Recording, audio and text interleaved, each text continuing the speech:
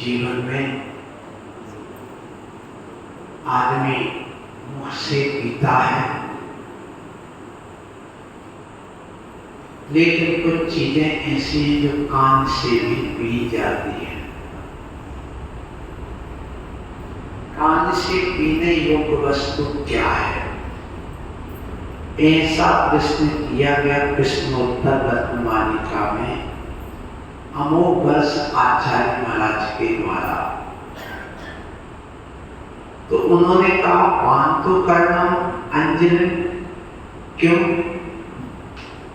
विवेक,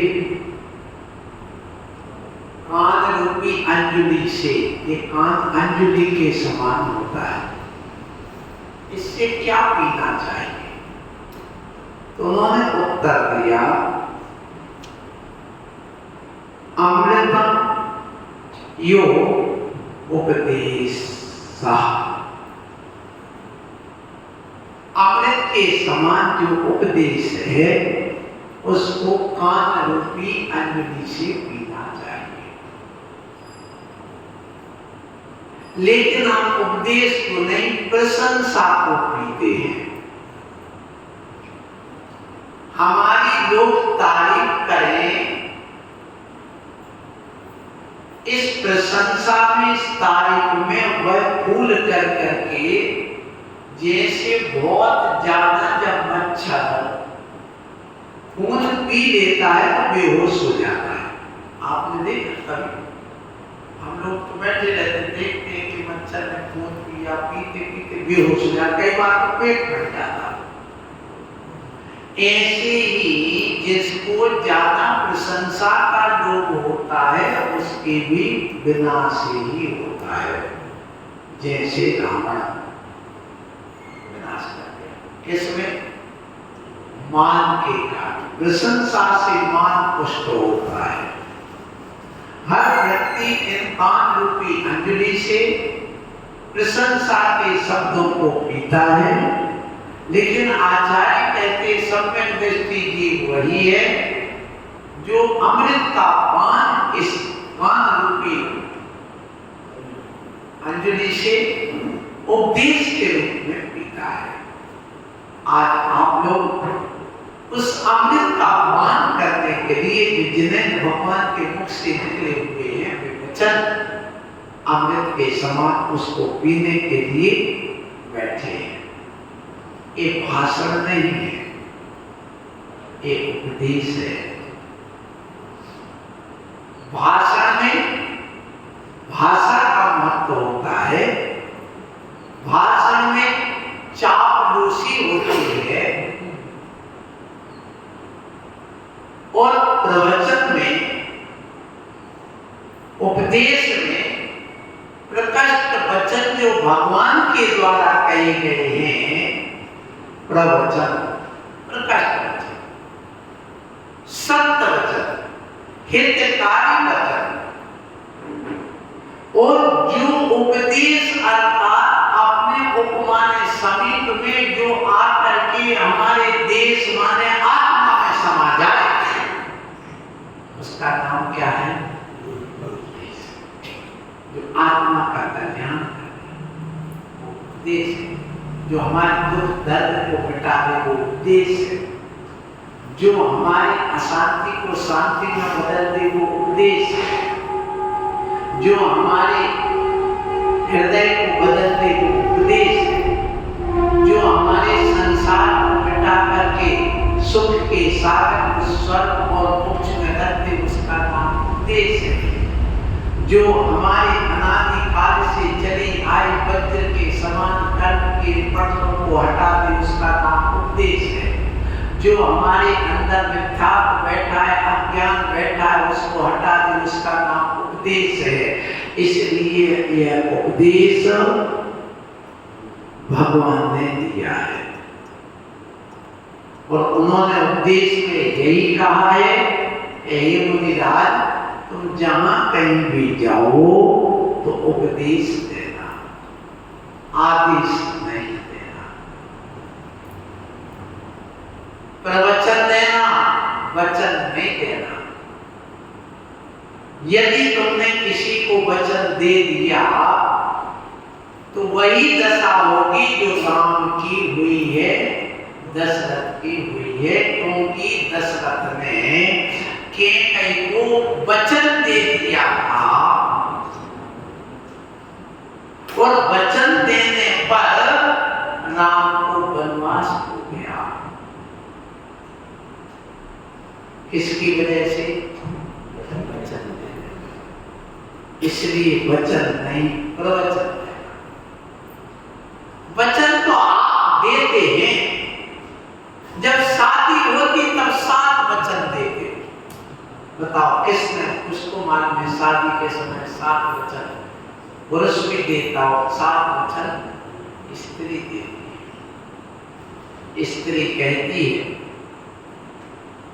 पुरुष कहता है, क्या क्या है ये आप जानते हैं। किसको याद है कि हमें 7 वचन जो हमने संकल्प किए थे? पुरुष कहता, सुन मैं अकेला था, तुम भी अकेले थे, अब तुम आगे मेरे खाने पीने का पहले कोई ठिकाना नहीं है, नहीं था, अब शुद्ध भोजन बनाना, गृहस्थ धर्म की दृष्टि से शुद्ध भोजन बनाना कि मुनिराज आ जाए तो उनको निर्दोष उद्देश्य से रहित शुद्ध आहार करा सके और हम अपने पाप को पुण्य में बदल सके। ये पहला वचन। क्या वो वचन आज जीवित है?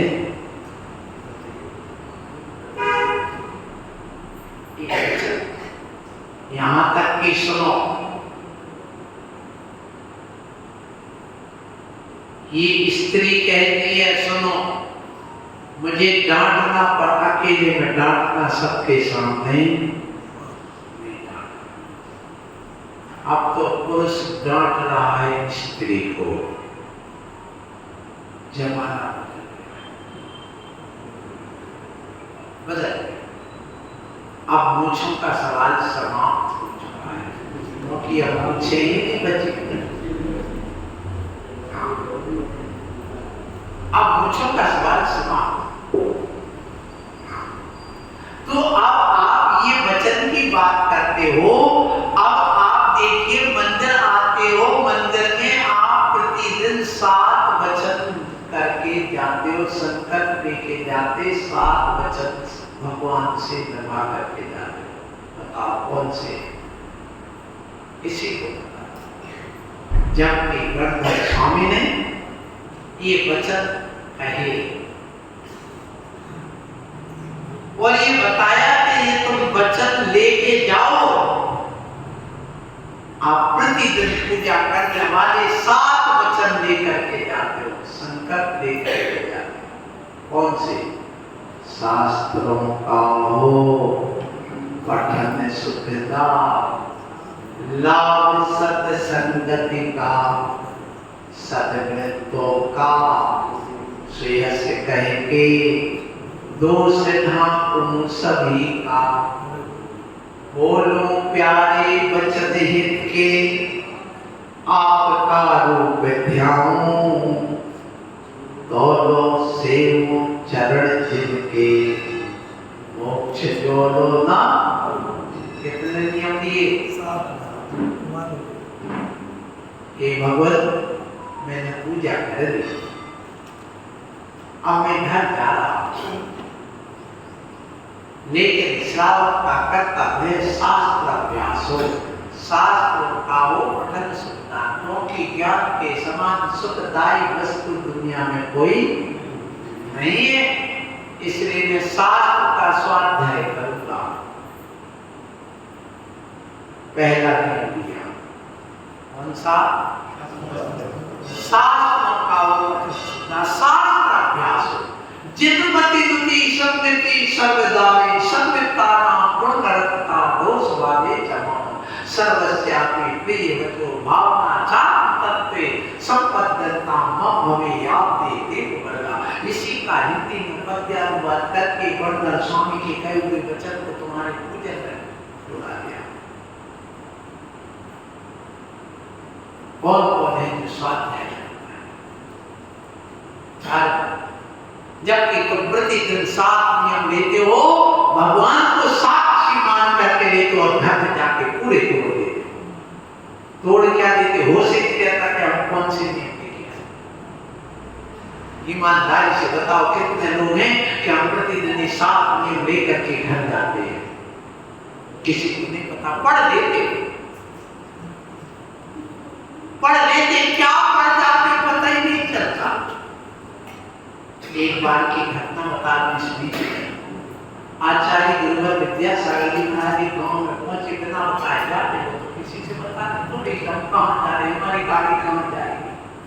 उसको उठाया, पीछे पर किया, वो कमांडर उठाया और जाना था एक गांव की तरफ, हाईवे की तरफ, हाईवे की तरफ न मुड़ करके गांव की तरफ मुड़ गया। वो वहां जाकर के गांव में इसको 8 परिवार थे जैसे के 2 दादी थी जिनका नियम था सोने का भोजन बनाना, प्रतिदिन पूजन करना और शुद्ध भोजन करना और नियम से निर्माण कांड पढ़ना।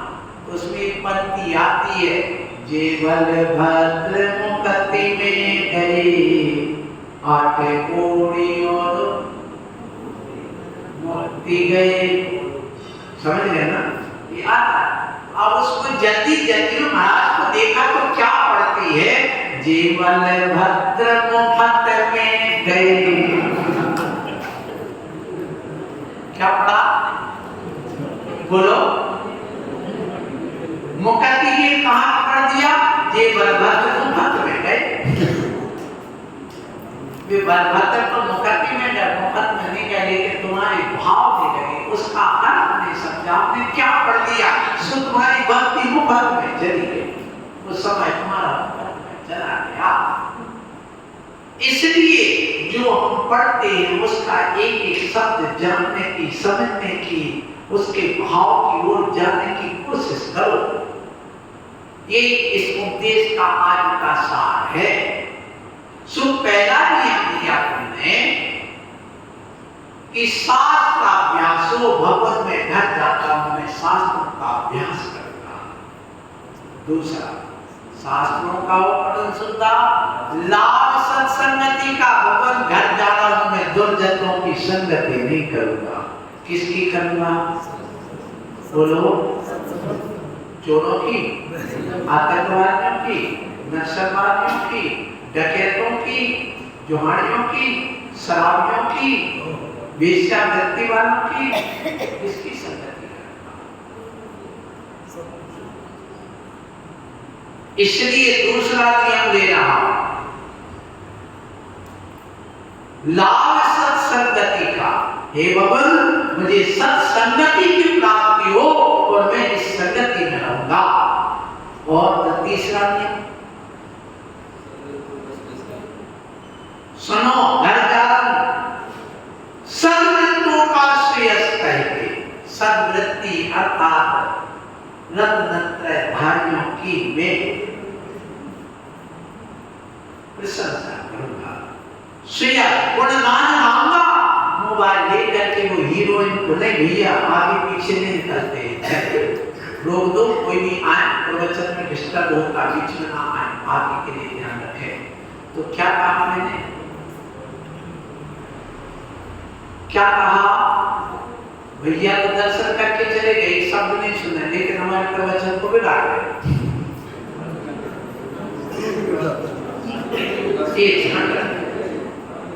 इसलिए मैं आप लोगों से यह कहूंगा, तीसरा नियम क्या दिया?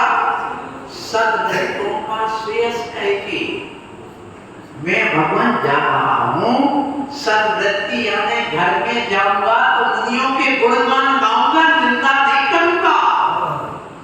और यदि कोई मुनि भ्रष्ट है, दोष वादिचा, उनकी तरफ देखना भी नहीं। आपको सड़े आम देखते हैं तो आप क्या करते हैं? मुंह कर लेते हैं। ऐसे सड़े मुंह देखे तो मुंह ऐसा कर लेना, हाथ नहीं निकल।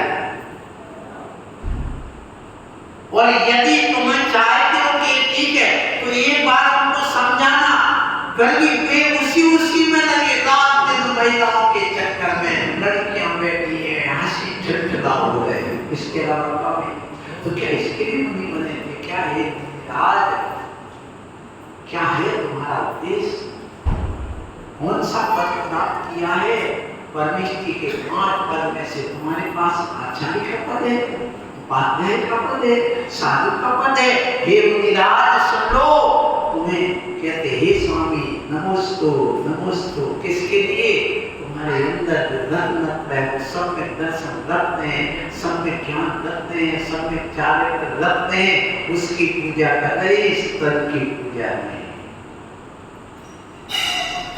ऐसे धन है आप, ऐसे पंचम काल में ऐसी तपस्या करते हो, ऐसे मुनियों का आप अपमान करिए, उनकी निंदा नहीं करना।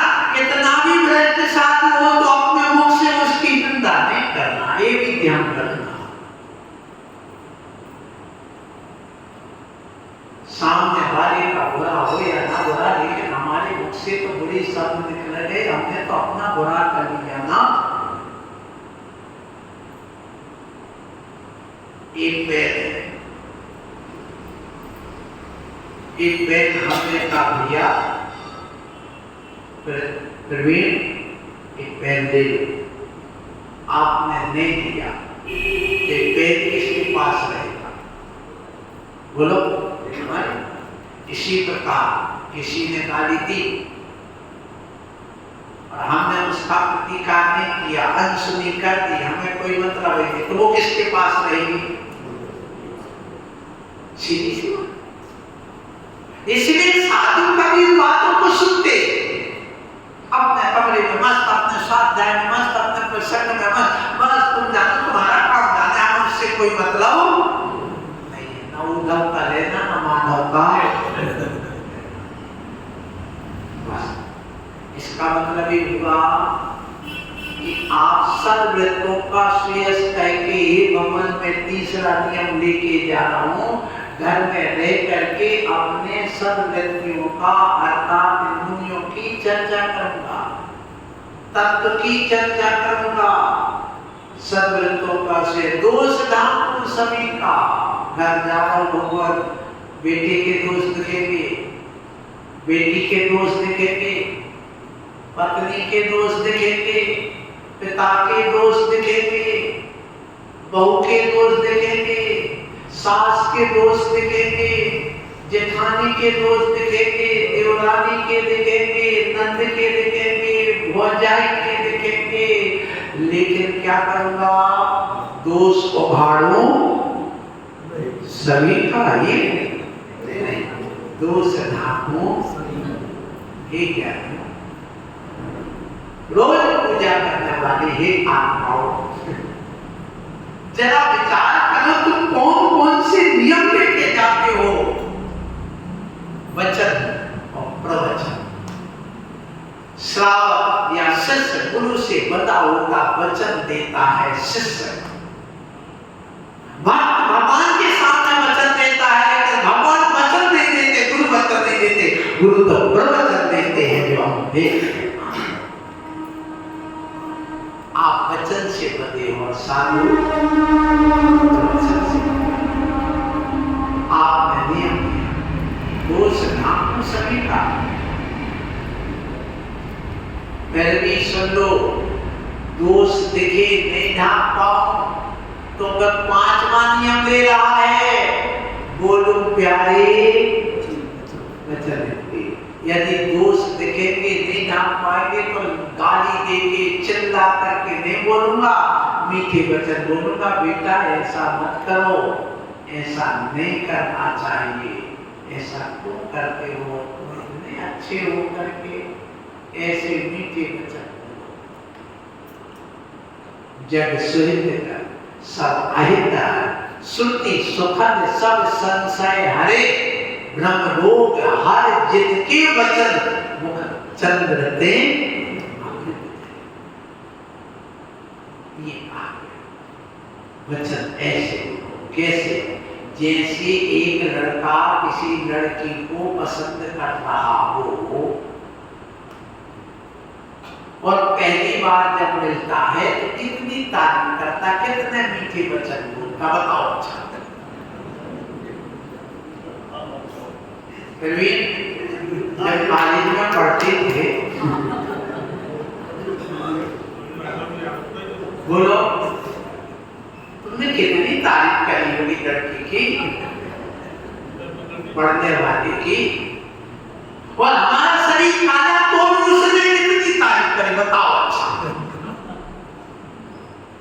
तो जब भी कभी किसी से मिलो तो ऐसे ही मिलो। अपनी पत्नी से भी बात करना तो कहना आज पहले दिन अपनी प्रेमिका से मिल रहा, ऐसे वचन बोलना। घर में झगड़ा, घर में कभी झगड़ा नहीं सुना राजेश, लड़ते तो नहीं,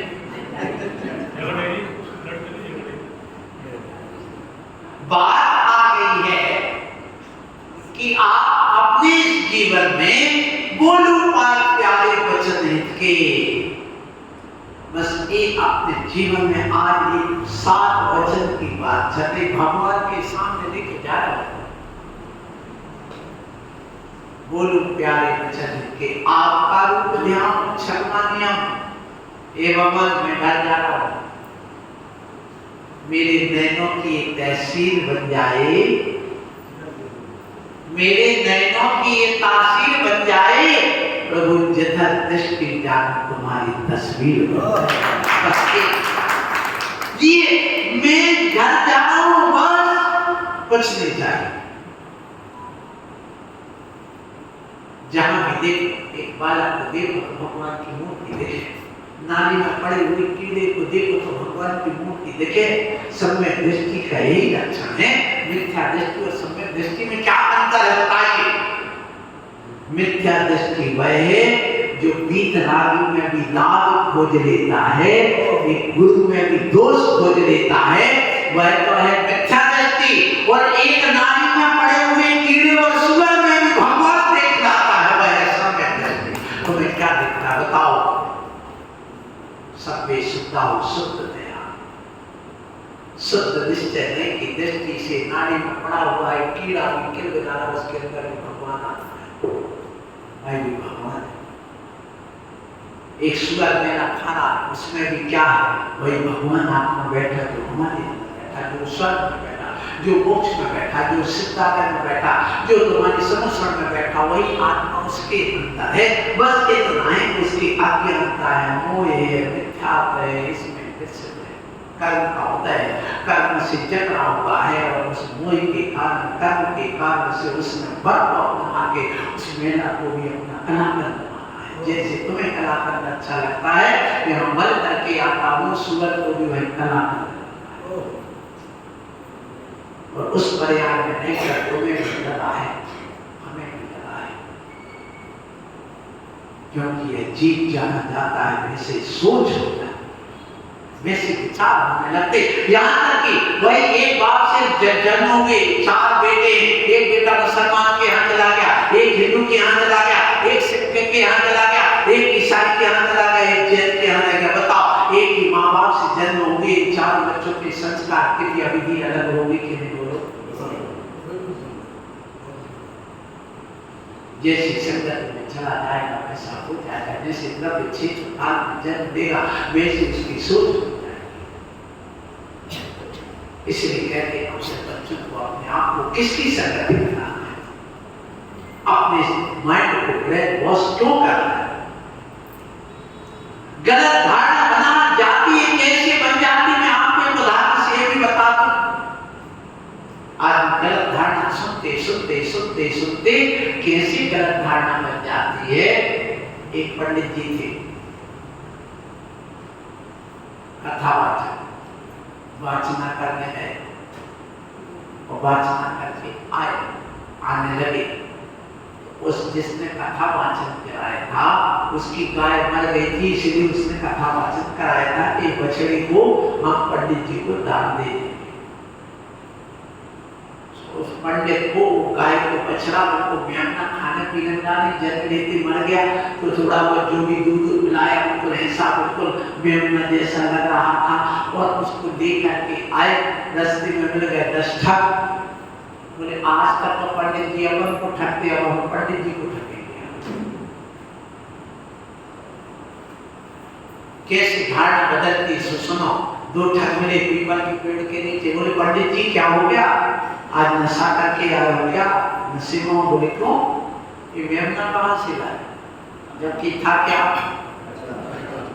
गाय का बछड़ा था। कोई बात नहीं, अनसुनी करके आगे बढ़ा। फिर 2 ठग मिल गए। बोले पंडित जी गर्मी चढ़ गई क्या? जून का महीना है, क्या होगा? ये मेमना कब से पालने लगे, ये बकरियां कब से पालने लगे पंडित होकर के? आश्चर्य पड़ गया। एक व्यक्ति ने कहा, दोनों उसने फिर देखा, ये तो बछड़ा ही। फिर आगे बढ़े, कोई बात नहीं, आगे बढ़े। फिर 2 मिल गए ठग। उसने कहा पंडित जी क्या हो गया, पागल हो गए क्या? बोले क्यों? मैं तो ठीक हूं। तो बोलिए मेमना कहां से ले आए? किसने दान दे दिया? आज कौन मुसलमान के यहाँ कथा नाचने गए थे? बोलो। फिर उसके बाद लगा, अरे एक व्यक्ति ने कहा, 2 ने कहा, 3 ने कहा, 4 ने कहा, 5 ने कहा, 6 ने, 8 आदमी कह चुके अभी तक। मेरी नजरें ठीक है कि नहीं? फिर आगे बढ़े, सुबह गांव के बाहर लोगों को घर में उनके लिए 2-3 घर मिल गए, 4-5 सब इकट्ठे हो गए और कहते पंडित जी आंखों पे पट्टी बंधी है क्या? आंखों से देखना कम हो गया क्या? बोले क्यों? बोले क्या करने लगे आजकल, कैसे बकरी पालने लगे, मेमना कहां से लाए बताओ? अच्छा इसने तुम्हें बुद्धू बना दिया।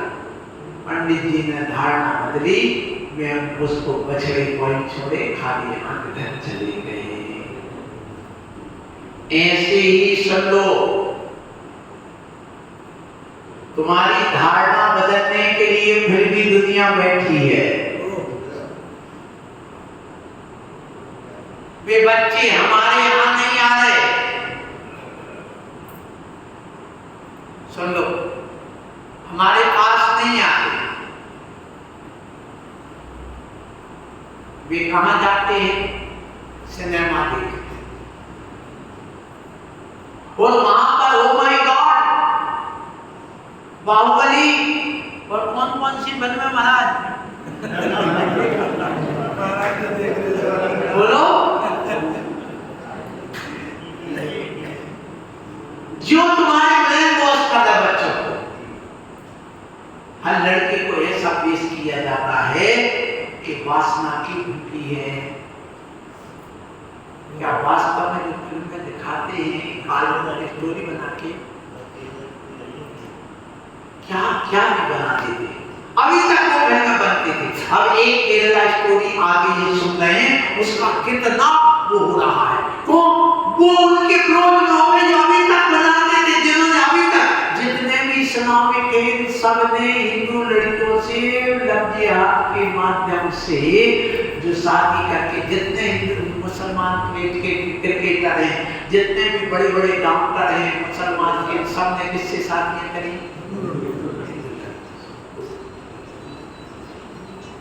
अब वो बातें जब सामने आई तो यहाँ विरोध होना चालू हो गया, पार्टियां राजनीति होना चालू हो गई है।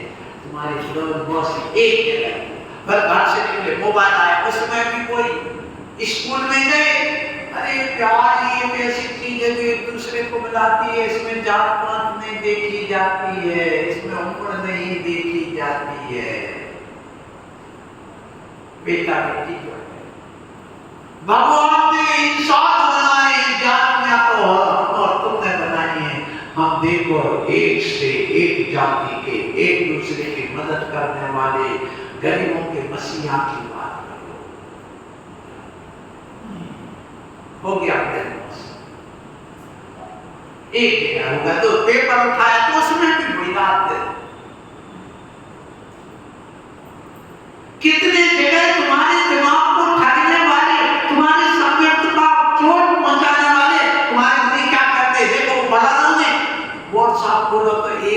महाराज की कथा, दूसरे मुनि महाराज की कथा, तीसरे मुनि महाराज की कथा, झूठी कथाएं भी उसमें भर दी जाती हैं और कुछ सत्य भी होती हैं।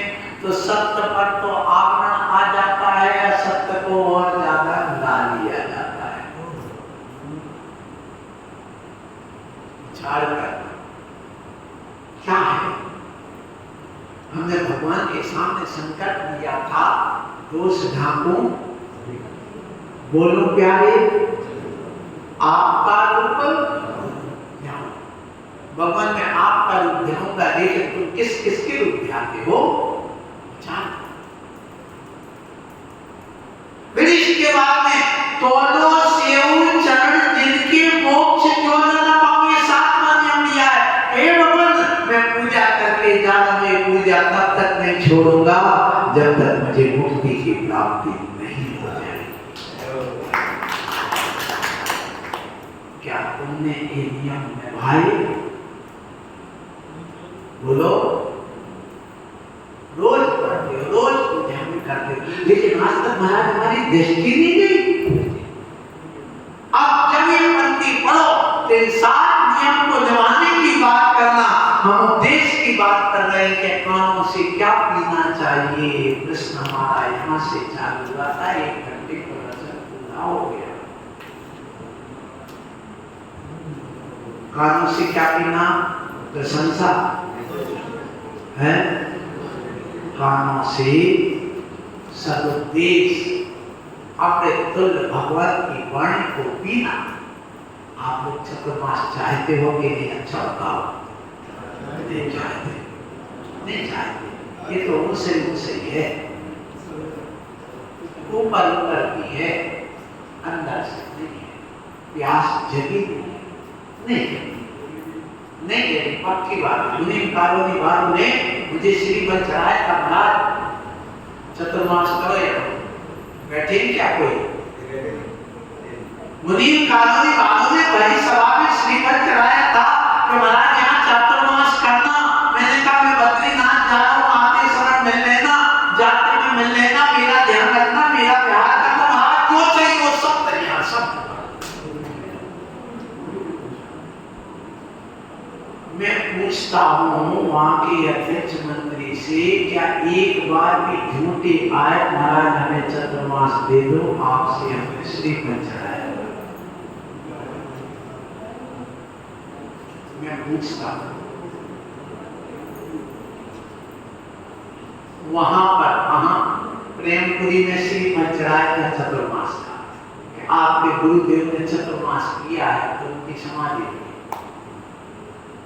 बिल्कुल सागर जी, गुरु नाम गुरु, महान गुरु धर्म सागर जी चतुर्मास किया। आप भी करो।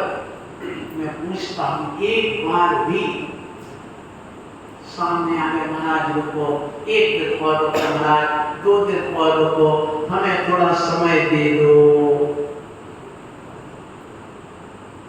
विचार करना, अपने जीवन में समय अपना हो गया है, इसलिए एक शब्द तुम्हारा कल्याण कर सकता है। क्या कह रहा हूं? एक शब्द भी जीव का कल्याण कर सकता है, वो होता है, वो हुआ है। सो आज के इस प्रवचन में आप लोगों ने समझा, उपदेश में हमें कान से पीना। उपदेश पहले मुनि बनने का किया जाता है, गृहस्थ का नहीं। किसका? मुनि बनने का। जो पंडित, साधु, ब्रह्मचारी गृहस्थ बनने का उपदेश पहले नंबर पर देता है, वह प्रायश्चित का अधिकारी है। ऐसा प्रसार सिद्धि उपाय की 19 नंबर की कारिका में स्पष्ट लिखा है कि महान ठग क्या है, उसने ठग दिया। क्योंकि उसको मुनि बनना था, वो तुम घर से वहीं फंसा के गए हो। ये कहा है हमारे प्रसार सिद्धि अमृत चंद्र महान अध्यात्म योगी आचार्य ने, समय सार कलश लिखने वाले महान आचार्य, ये बात लिखे। इसलिए पहले कहा था मुनि बन, मुनि नहीं बन पाया, ठीक है भैया, क्षुल्लक नहीं बन पाते, चलो ब्रह्मचारी, नहीं बन पाए, चलो सदगृहस्थ बनो। इतना फिर इसके बाद में प्रवचन भी श्रावक की योग्यता के अनुसार दिया जाता है। ये भी हमारे आचार्य ने सर्वार्थ सिद्धि ग्रंथ में धवला पुस्तक 1 में स्पष्ट लिखा। श्रोता 2 प्रकार के, एक संक्षिप्त रुचि वाले और एक विस्तार रुचि वाले, एक व्युत्पन्न और एक अव्युत्पन्न। व्युत्पन्न का जो शास्त्र पढ़ चुके हैं, जिनने स्वाध्याय कर लिया, जिनकी बुद्धि विकसित हो गई, वो अव्युत्पन्न जो अभी एबीसीडी नहीं जानते, अभी पूछे जीव किसे कहते हैं, इंद्री किसे कहते हैं, इंद्री की परिभाषा ना बता पाए तो उनके अनुसार वैसा ही उपदेश देना, ये यहाँ पर कहा गया।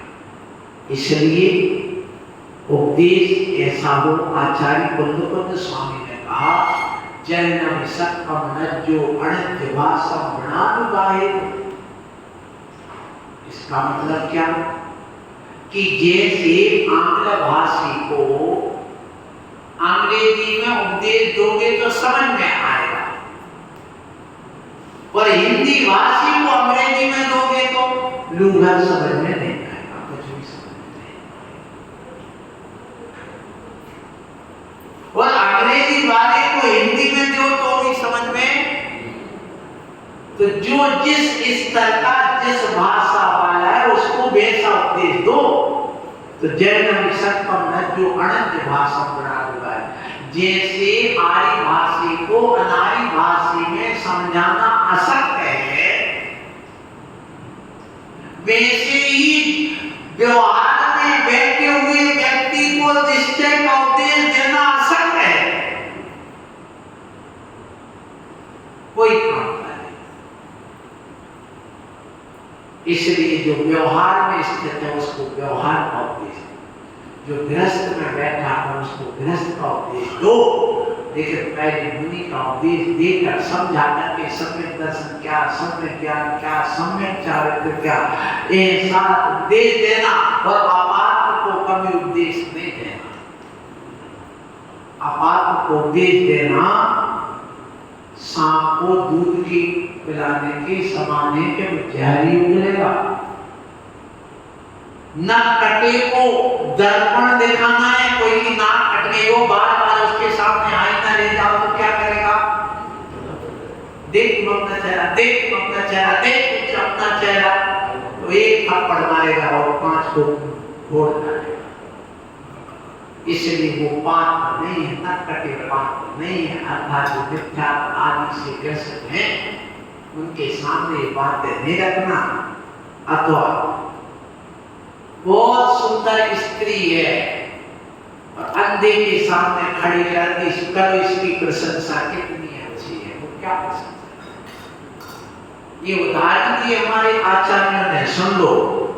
इसलिए उपदेश तो देना, उपदेश से बढ़कर के उपकार का कोई और कार्य दुनिया में है ही नहीं। दुनिया में सबसे बड़ा उपकार का कार्य है उपदेश देना, मिथ्या से निकालना, सत्य में लगाना, अज्ञान को दूर करना, ज्ञान देना।